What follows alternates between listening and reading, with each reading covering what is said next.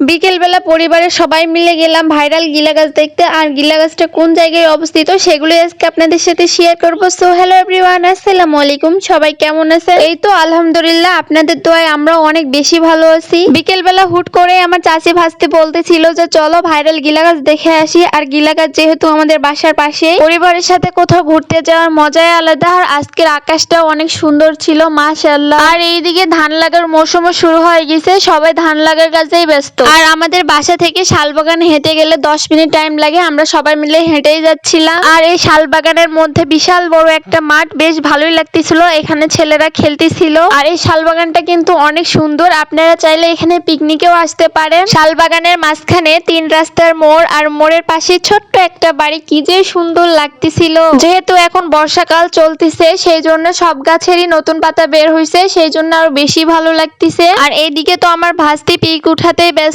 আর মনটা আমার চাচ্ছিল এই সবুজের মাঝে হারিয়ে যায়। আর এইদিকে আমার ভাস্তি আমাকে বলতেছিল যে আমার কয়েকটা পিক উঠায় দাও। আর এইদিকে যে আমি ভিডিও করতেছি সেটা ওই বুঝতেই পারে না। যাই হোক, পরিবারের সাথে কোথাও ঘুরতে বের হলে অনেক মজা মাস্তি হয়, এটাই আমার কাছে অনেক বেশি ভালো লাগে। তো আমার ছেলেটা কোথাও বের হলে সারাদিন তার নানির কোলেই থাকে। অবশেষে অনেক জল্পনা কল্পনার পর আমরা ভাইরাল গিলা গাছের কাছে চলে আসলাম। আর এইটা কোন জায়গায় অবস্থিত জানেন? বিরামপুর থানার যোধবানী ইউনিয়নের শাহজাদপুর গ্রামে অবস্থিত। যেহেতু শালবাগানের মাঝখানে এই গিলা গাছটা অবস্থিত, সেই জন্য অনেক লোক আসতেছে অনেক জায়গা থেকে এই গিলা গাছটা দেখার জন্য। এই যে দেখেন, অনেক লোক এখানে পিক উঠাচ্ছে। আপনারাও চাইলে এই সুন্দর জায়গাটা দেখে যেতে পারেন। আর অনেক অনেক ঘুরতে হবে, ঘুরলে মনটাও অনেক ফ্রেশ থাকে। গিলা গাছের বয়স 11 বছর চলতিছে, যতদিন যাবে তত সুন্দর হবে এই গিলা গাছটা।